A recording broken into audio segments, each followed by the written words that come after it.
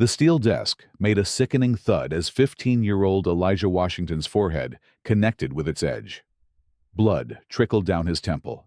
Mixing with tears, he refused to let fall. Officer Karen Mitchell stood behind him, her hand still pressed against the back of his head, breathing hard from the exertion of forcing him down. "Maybe now you'll learn some respect," she hissed, finally releasing her grip. The other officers in the room exchanged uncomfortable glances, but none moved to intervene. The fluorescent lights buzzed overhead, casting harsh shadows across the cramped interrogation room at the Riverside Police Department. Elijah had been skateboarding through Riverside Park that morning, weaving between the concrete benches and practicing his kickflips on the smooth pathways. The sun was warm on his back, and, for a few precious hours, he felt free from the constant weight of judgment that seemed to follow him everywhere. At 15, he stood nearly 6 feet tall with broad shoulders that made him look older than his years. But his round face and soft brown eyes still held the innocence of childhood. He'd been lost in the rhythm of wheels on pavement when the patrol car pulled up. 2 officers emerged, a thin, wiry man with graying hair and a stocky woman with piercing blue eyes and blonde hair pulled back in a severe bun. They approached with the casual authority that Elijah had learned to fear. "Hey, kid," the woman called out. "What are you doing here?" Elijah pulled his skateboard close to his chest. "Just skating. Ma'am, the park's open to everyone." "Not for skateboarding. It isn't?" Her badge read K. Mitchell, and her voice carried the sharp edge of someone used to being obeyed without question. "There are signs posted. Can't you read?" Elijah looked around, genuinely confused. He'd been coming to this park for months and had never seen any such signs. "I don't see any signs about skateboarding. Officer, I'm just on the path, not damaging anything." Officer Mitchell's eyes narrowed. "Are you calling me a liar, boy?" The word boy hit Elijah like a slap. He'd heard that tone before, laced with implications that had nothing to do with his age. "No, ma'am. I'm just saying I don't see the signs." "Well, I'm telling you they exist. And I'm telling you that you're trespassing." She stepped closer, and Elijah could smell the coffee on her breath. "Turn around. Hands behind your back." "For what? I haven't done anything wrong." Elijah's voice cracked slightly, betraying his fear despite his attempt to remain calm. "Trespassing, failure to comply with a lawful order, and now, resisting arrest." The handcuffs clicked into place with metallic finality. "You can thank your attitude for that last one." The ride to the station passed in silence. Elijah stared out the window at the familiar streets of Riverside, wondering how a simple morning of skateboarding had turned into this nightmare. His mind raced with thoughts of his grandmother. Who would be expecting him home for lunch? And his part-time job at the community center, where he helped teach younger kids to read. What would happen if this went on his record? At the station, they led him through a maze of corridors to a small room with gray walls and a metal table bolted to the floor. Officer Mitchell dismissed her partner with a wave of her hand. "I'll handle this one. Roberts. Kid needs to learn some manners." Once alone, her demeanor shifted dramatically. The professional facade dropped away, revealing something uglier underneath. She circled him slowly, like a predator sizing up prey. "You think you're tough, don't you?" she said, her voice low and menacing. "Big kid like you, probably used to pushing people around." Elijah remained silent, keeping his eyes focused on the scratched surface of the table. His grandmother had taught him that sometimes the best response was no response at all.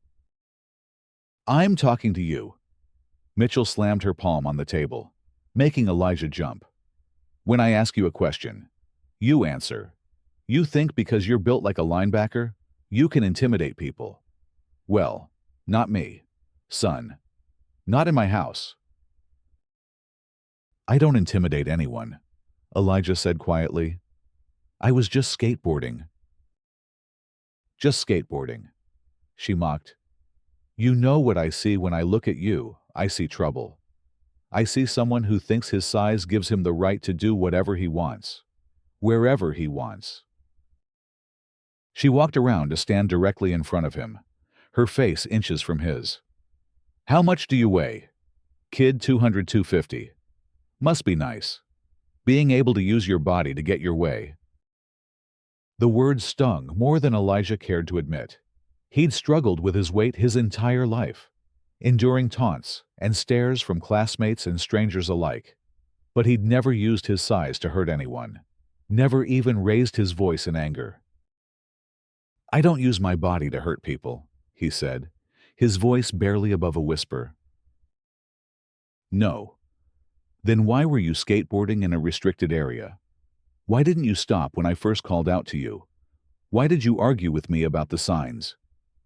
Each question was punctuated by her fist hitting the table. Sounds like intimidation to me. The interrogation continued for what felt like hours. Mitchell paced back and forth, hurling questions and accusations at him without pause. She brought up his grades, his family situation, his future prospects.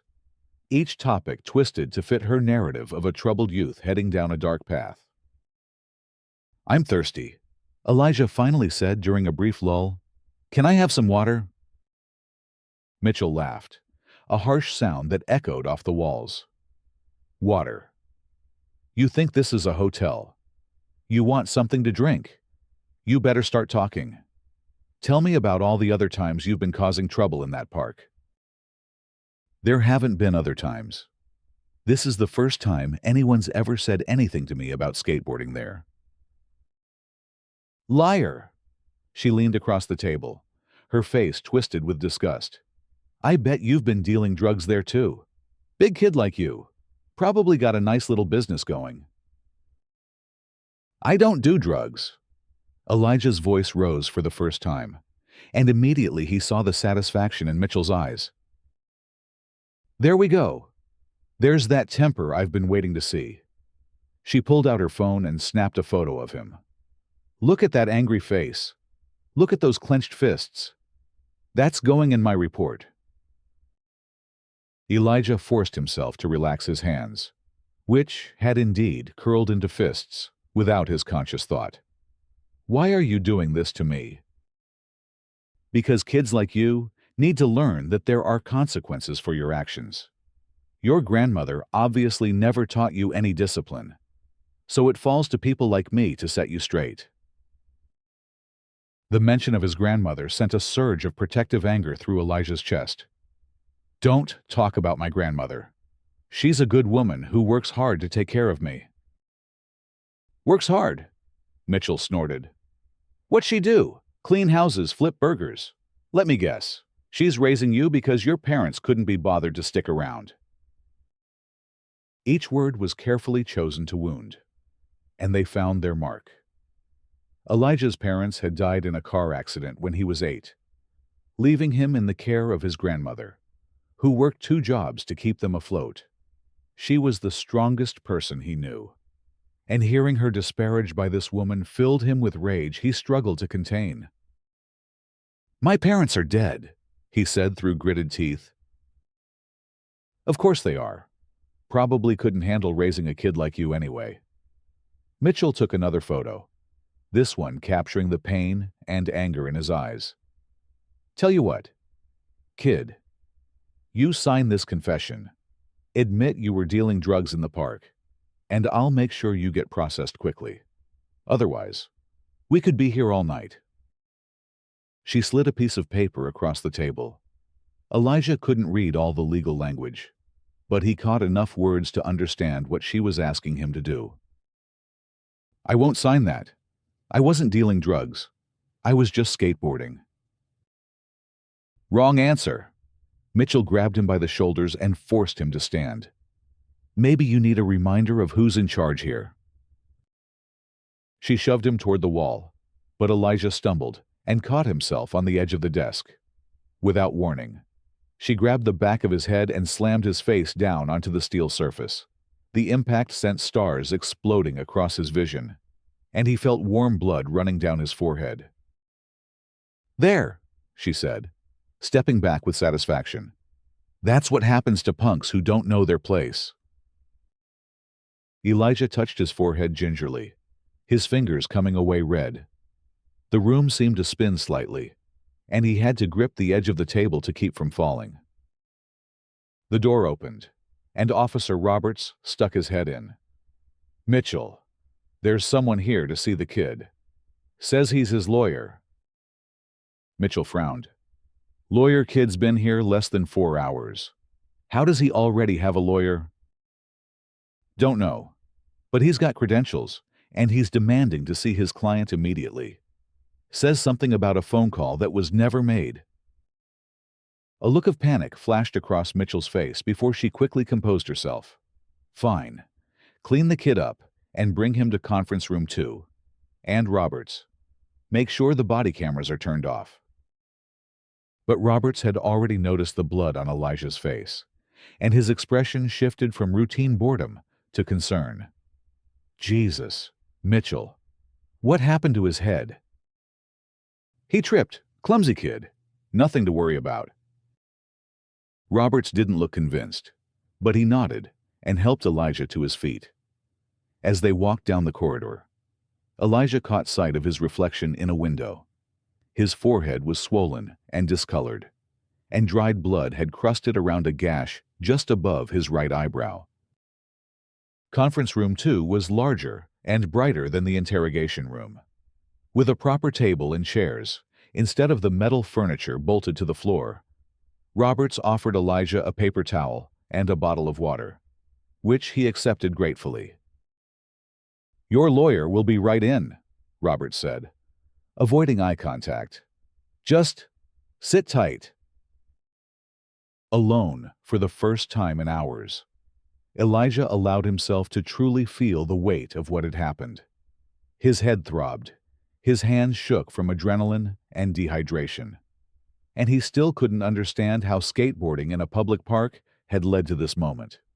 He'd never been in trouble with the law before, never even had detention at school. The thought of his grandmother finding out made his stomach churn with shame and worry. The door opened, and a tall black man in an expensive suit entered the room.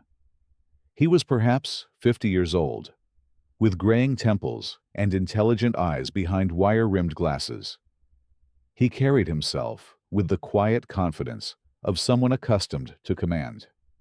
And when he saw Elijah's injuries, his jaw tightened visibly. "Good afternoon, Elijah. My name is Marcus Williams, and I'm here to represent you." His voice was deep and reassuring, with the precise diction of someone who spent his life arguing cases in courtrooms. "First, I need to know if you require medical attention." Elijah shook his head, though the motion made his headache worse. "I think I'm okay. How did you know to come here? I didn't get to make a phone call." William's expression darkened. "Your grandmother called me when you didn't come home for lunch. She was worried, and rightfully so.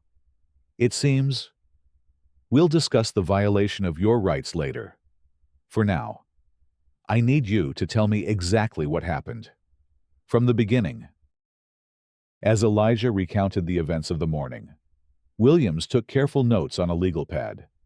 He asked pointed questions about times, locations, and witnesses, building a timeline with the methodical precision of someone who had done this many times before.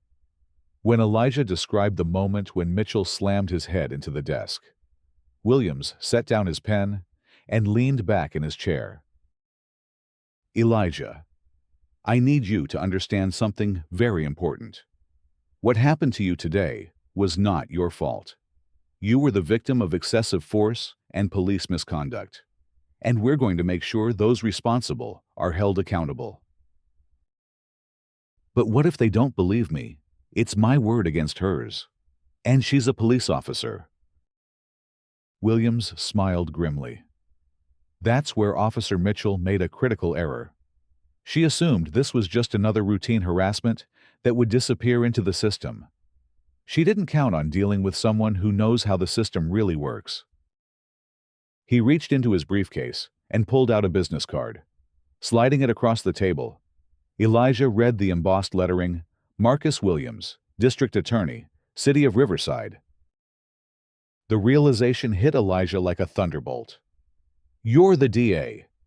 But how do you know my grandmother? Dorothy Washington has been cleaning my office building for 15 years. She's mentioned her grandson many times, always with pride. She talks about your grades, your volunteer work at the community center, your plans for college. When she called me in tears today, saying you'd been arrested for skateboarding, I knew something was very wrong. William stood and walked to the door. Officer Roberts, I need to speak with you privately for a moment. Roberts appeared in the doorway, still looking uncomfortable about the situation.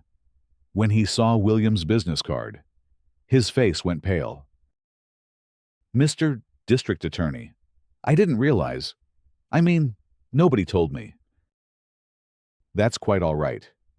Officer Roberts, I need you to retrieve all body camera footage from today's incident, including any footage from the patrol car and the station. I also need the booking documentation and any written reports filed by Officer Mitchell. Sir, I'm not sure I have the authority. Officer Roberts, I am ordering you, as the chief prosecutor for this jurisdiction, to preserve all evidence related to this case. Failure to comply will result in obstruction of justice charges. Do I make myself clear? Roberts nodded rapidly. Yes, sir. I'll get everything together right away. As Roberts hurried away, Williams returned to his seat across from Elijah. Now, while we wait for that footage, I want you to know what's going to happen next. You're going to be released immediately. Of course, all charges will be dropped. But more importantly, we're going to ensure that what happened to you today never happens to another young person in this city. 20 minutes later, Roberts returned with a laptop and several folders. His hands shook slightly as he set up the computer and accessed the body camera footage. The patrol car cameras caught the initial interaction in the park. He said, and there's some footage from the station, though. He glanced nervously at Williams. Officer Mitchell turned off her body camera during the interrogation. Of course she did, Williams said coldly. Let's see what we have. The footage from the park showed exactly what Elijah had described. He was skateboarding peacefully along the path when the patrol car arrived. The camera clearly captured Mitchell's immediate aggressive posture and her escalating confrontation with Elijah over signs that were nowhere to be seen in the frame. It showed Elijah's polite responses and her increasingly hostile accusations. But it was the station footage that truly revealed the scope of Mitchell's misconduct. Though her body camera was off, the hallway security cameras captured her dragging Elijah into the interrogation room and, later, the moment when she slammed his head into the desk. The silent footage was somehow more damning than any audio could have been, showing her deliberate violence in stark, undeniable detail. My God, Roberts whispered, staring at the screen. I had no idea she was... How long has Officer Mitchell been with the department?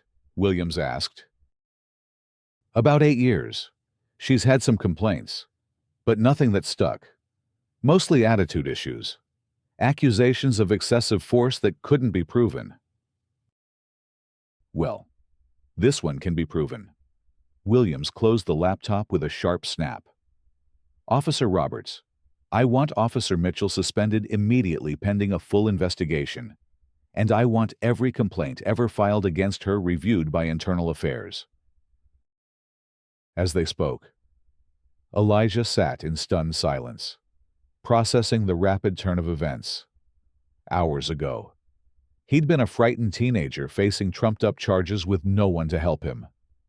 Now, the most powerful prosecutor in the city was not only representing him, but treating him with the kind of respect he'd rarely experienced from authority figures. "What happens to Officer Mitchell now?" he asked. "She'll be arrested and charged with assault, violation of civil rights under color of law, and several other felonies. The federal prosecutors will likely want to review this case as well." Given the civil rights violations, Williams' tone was matter-of-fact, but Elijah could see the steel in his eyes.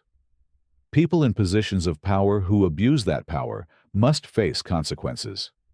"Elijah, it's the only way the system can maintain any credibility." The next few hours passed in a blur of paperwork and procedures. Elijah was officially released. His record cleared of all charges. Williams arranged for a medical examination to document his injuries, though they were thankfully minor.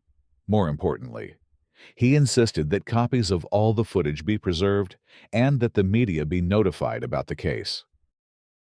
"Why involve the media?" Elijah asked as they walked toward the station's exit. "Won't that just make things harder for everyone?" Williams paused at the door, his hand on the handle. "Elijah, what happened to you today happens to young people across this country every single day. Most of them don't have someone like me to call when they're in trouble. They suffer in silence, their cases buried in bureaucracy, their voices unheard. If we stay quiet about this, nothing changes. But if we shine a light on what happened here, maybe we can prevent it from happening to someone else." Outside, Dorothy Washington waited by a familiar blue sedan, her face etched with worry and relief. At 63, she remained a formidable woman, her back straight despite decades of physical labor, her eyes sharp and intelligent behind reading glasses that hung from a chain around her neck. "Eli." She rushed forward and wrapped him in a fierce hug, careful not to touch his injured forehead. "Baby, when you didn't come home, I knew something was wrong. Are you hurt? Are you okay?" "I'm fine, Grandma. Mr. Williams took care of everything." Dorothy turned to Williams with tears in her eyes. "Marcus, I don't know how to thank you. When they told me he was arrested for skateboarding, I just couldn't believe." "Dorothy, you don't need to thank me. What happened to Elijah was inexcusable, and I'm going to make sure everyone responsible is held accountable." He handed her his business card.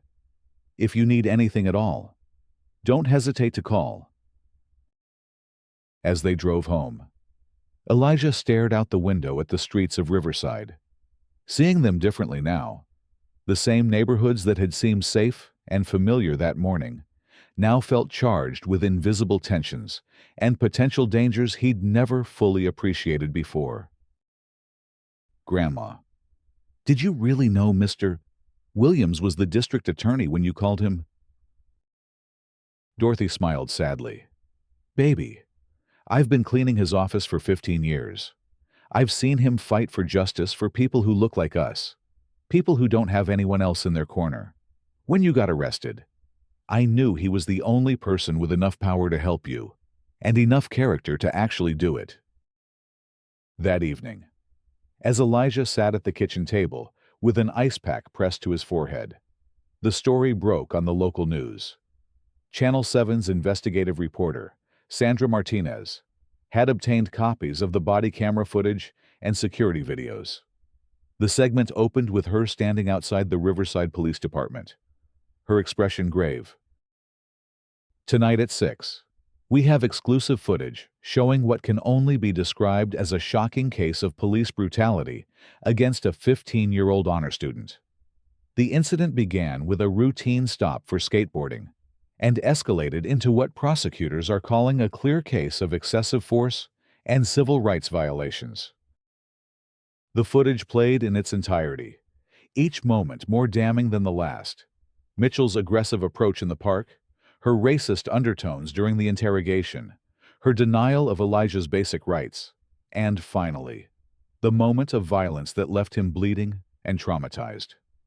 The silent security camera footage of his head being slammed into the desk played in slow motion, each frame a testament to the brutality he'd endured.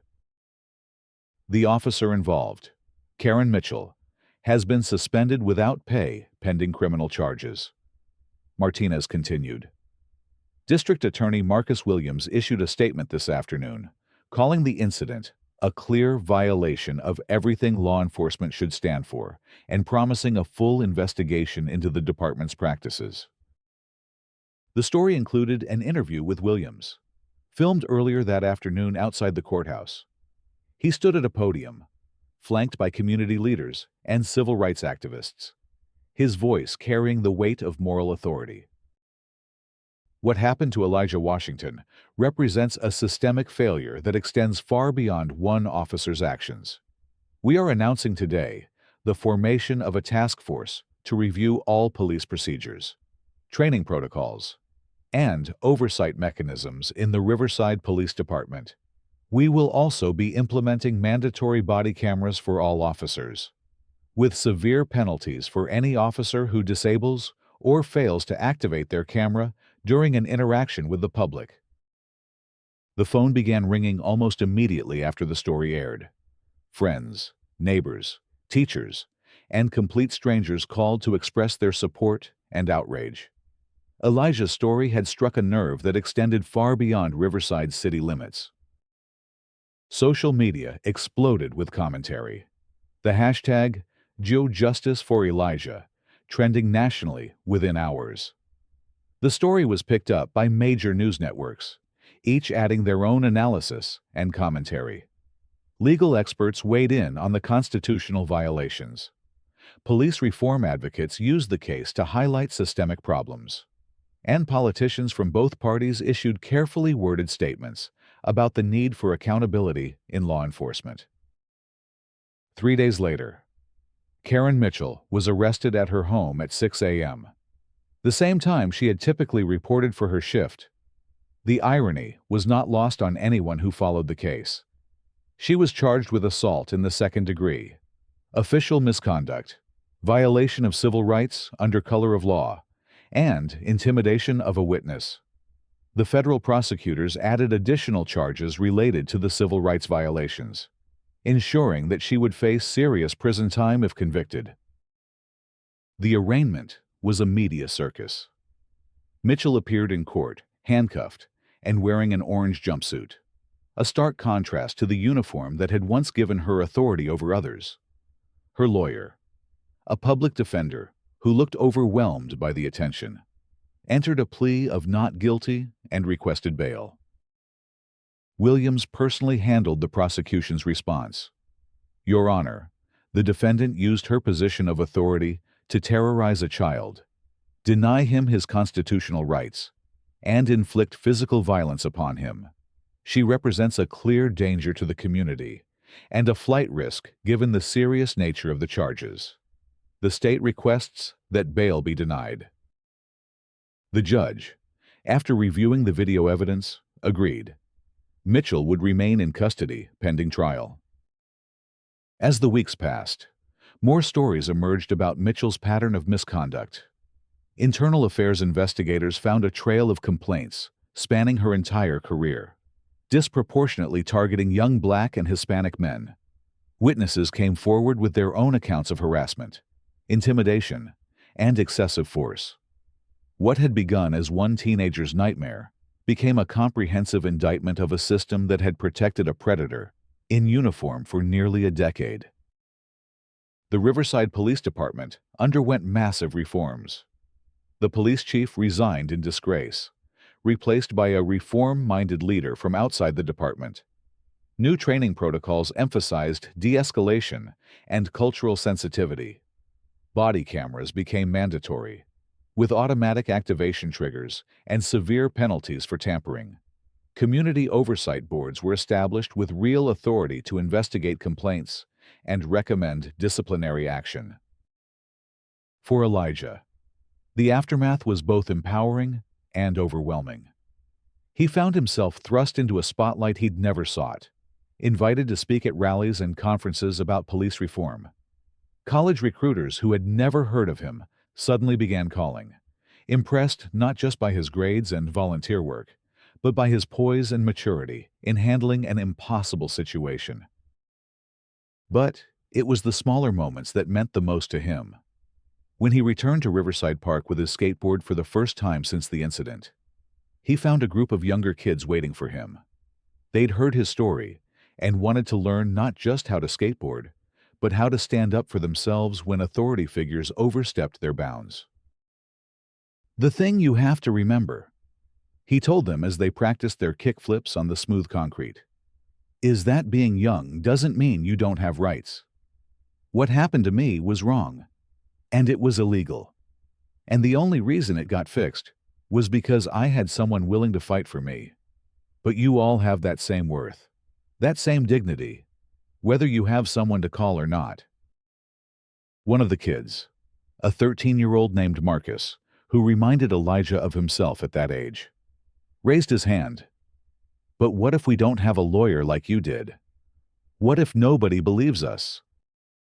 Elijah smiled, remembering asking Williams a similar question. "Then you keep telling your story until someone does believe you. You document everything you can. You know your rights, and you exercise them. And you remember that your voice matters, even when it feels like the whole world is trying to silence you." The trial began 6 months after the incident. The courthouse was packed with supporters, media representatives, and curious onlookers. Mitchell's defense team tried various strategies, questioning Elijah's character, suggesting he'd been involved in gang activity, and arguing that his size made him inherently threatening. But the video evidence was too clear, too damning to explain away. When Elijah took the stand to testify, his voice was steady and clear as he recounted each detail of that horrible day. He described not just the physical violence, but the psychological torture, the way Mitchell had attacked his family, his character, and his future. He spoke about the fear and humiliation, but also about the strength he'd found in standing up for the truth. "She told me that people like me needed to learn our place," he said, looking directly at the jury. "But what I learned that day was that my place is wherever I choose to be, as long as I'm not hurting anyone else. I learned that authority, without accountability, is just another form of bullying. And I learned that sometimes the most powerful thing you can do is simply refuse to be silenced." The jury deliberated for less than 2 hours before returning with guilty verdicts on all counts. Mitchell was sentenced to 5 years in federal prison, with additional time to be served concurrently on the state charges. More importantly, she was banned from ever working in law enforcement again. As the judge read the sentence, Elijah felt a mixture of satisfaction and sadness. Justice had been served, but he knew that Mitchell's punishment wouldn't undo the trauma she'd inflicted, wouldn't restore the trust she'd shattered, wouldn't prevent other officers from following her example if the system didn't continue to change. Williams found him outside the courthouse after the sentencing, surrounded by reporters and well-wishers. "How does it feel?" the DA asked. Elijah considered the question carefully. "It feels like a beginning," he said finally. "Not an ending, but a beginning. We proved that the system can work when good people demand that it work. Now we have to make sure it keeps working for everyone, not just for kids lucky enough to have someone like you in their corner." A year later, Elijah stood at a podium in the Riverside Community Center, addressing a crowd of young people and their families. He was taller now, more confident, wearing a suit that his grandmother had bought him for his high school graduation. Behind him sat Williams, Dorothy, and a panel of community leaders who had helped transform the police department's culture. "When I got arrested for skateboarding," he began, his voice carrying easily to the back of the packed room, "I thought my life was over. I thought I was powerless, voiceless, just another kid the system was designed to chew up and spit out. But I learned something important that day. And in all the days that followed, we are never as powerless as they want us to believe. The audience listened intently as he described not just his ordeal, but the broader changes it had sparked. Complaints against police had increased, but so had their resolution rates. Officers were being held accountable for misconduct at unprecedented levels. Community trust was slowly being rebuilt through transparency and real reform. The most important thing I want you to understand, he continued, is that change doesn't happen because powerful people suddenly develop consciences.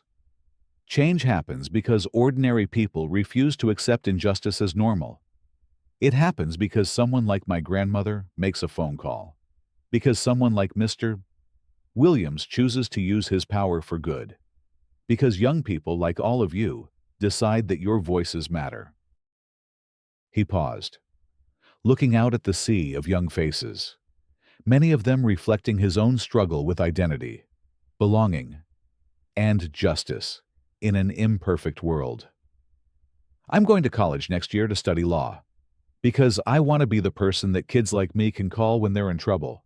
But more than that, I want to help build a world where those phone calls aren't necessary, where justice isn't a privilege but a right, where a teenager can skateboard in a park without fear. The applause was thunderous, but it was the quiet moments afterward that meant the most to Elijah. Young people approached him with their own stories, their own questions, their own determination to make a difference. Parents thanked him for giving their children hope and a voice. Community leaders discussed new initiatives and programs inspired by his courage. As the evening wound down, Elijah found himself alone with Williams and his grandmother in the now empty community center. The three of them sat in comfortable silence, each reflecting on the journey that had brought them together and the work that still lay ahead. "You know," William said finally, "when Dorothy first called me that day, I thought I was just helping out a friend's grandson. I had no idea we were starting a movement."